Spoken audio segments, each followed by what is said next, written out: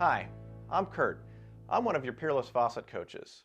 So you purchased a brand new Peerless kitchen faucet and you're ready to install it. But first, you need to get rid of your old one. Today I'm going to take you through some steps to help you take out that old kitchen faucet. Most faucets are held in place by mounting nuts or brackets, which are attached to the underside of your counter. You also have to disconnect the hot and cold water supply lines, which are connected to the shutoff valves under your sink. You're going to need some simple tools to help you remove that old kitchen faucet. An adjustable wrench, a pair of tongue and groove pliers, a flashlight, and safety glasses will also be useful.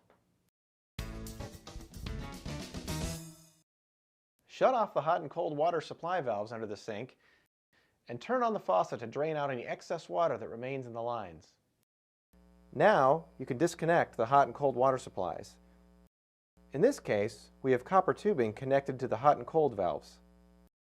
Use the adjustable wrench to unscrew the connections by turning them counterclockwise. Once everything is loose, you can do the rest of it by hand. Next, depending on the type of faucet you are removing, you may need to disconnect a hose for the water outlet. If your faucet uses a deck plate or a scutcheon, it will usually be secured with mounting nuts on each end. Unscrew the nut all the way off by hand. Then, remove the lock washer and large rubber gasket as well if there are any. At this point, the faucet should just lift right out. You may need to squeeze the faucet's tubing together under the sink to help it negotiate the opening. So what if you have a really old faucet and the installation nuts simply will not budge? At that point, it's a good idea to try some penetrating oil. Apply the penetrating oil to the nuts and let it sit for about 24 hours. At that point, the nuts should come off freely. As always, it's a good idea to wear your safety glasses to ensure that none of that penetrating oil gets in your eyes. After you removed your old faucet, you may notice that the area under there is not as clean as the remainder of your sink.